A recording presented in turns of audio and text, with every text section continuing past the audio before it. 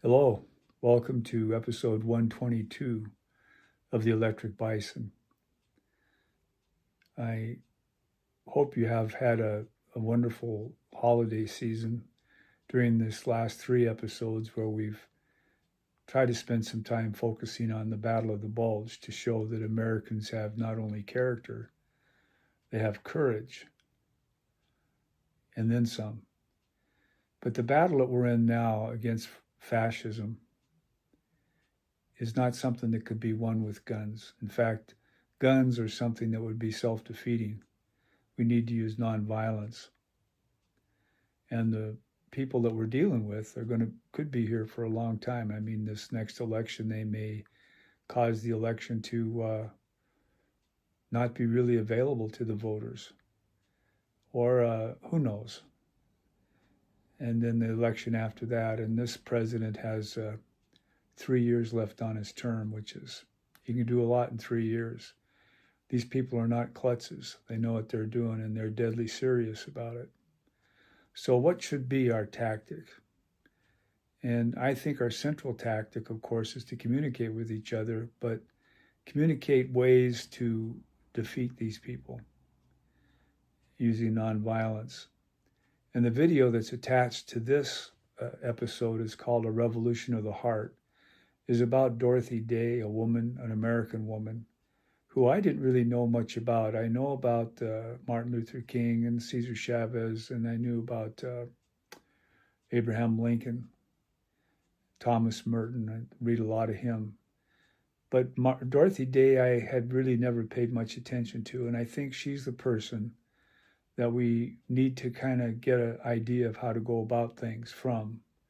She's the one that had organized the Catholic worker movement as she went through her life, trying to figure out what the right thing to do was. And she ended up hitching her wagon to the Catholic Church, which to my way of thinking is the universal church, meaning all of our people of God, people who consider the Creator the center of things, or at least certainly a source of strength.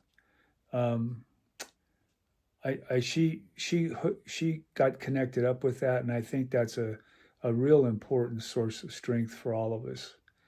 And I think, not politics. Politics, people tend to move off and make decisions based on their own future, how powerful they can become and so forth. Not always, or how they can get money to be elected. Not always, but often. And we're talking a serious situation here. And we need to base it on spiritual life, on the Constitution, which is, I think, a spiritual document. So I'd encourage you to take some time to watch this story about Dorothy Day and who she was. I'm particularly interested in her hospitality houses. I think for my part, I'll do what I can to try to learn more about them, and how we might be able to achieve one here in the capital city of Montana, because we certainly need one. But I don't know if we'll be successful here, because I'm sure each situation is different.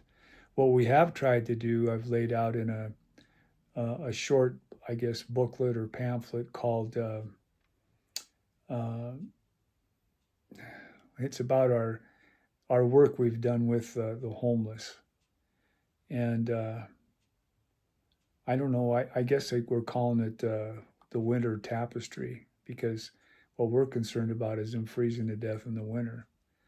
But it's been a big change. A lot of people involved in it here in Helena, but a lot more needs to be done. And I think Dorothy Day kind of blazed the trail for us with these hospitality houses. Apparently there's 250 of them now across the country. So maybe give that some thought, and in your own situation, figure out what's doable. And then I think as we do this, from what I've seen with our winter tapestry here in Helena, is that it makes us stronger, makes us more understanding. When the people that we're working with are not always of the same political approach to life, and certainly they like the rest of us have their problems, but it gives us strength to actually engage personally. And one of the things that Dorothy Day said that I think is really appropriate for this time. And that is, we really are on the hook to make our own personal contribution of effort instead of having our government, especially our national government, do the job for us.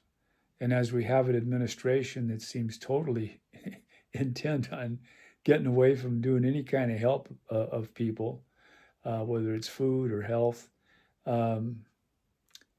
then that creates the opportunity for us to actually come in and fill in the gaps. So I think this Revolution of the Heart video about Dorothy Day is something that will at least stimulate some thought. Thanks. Have a great day.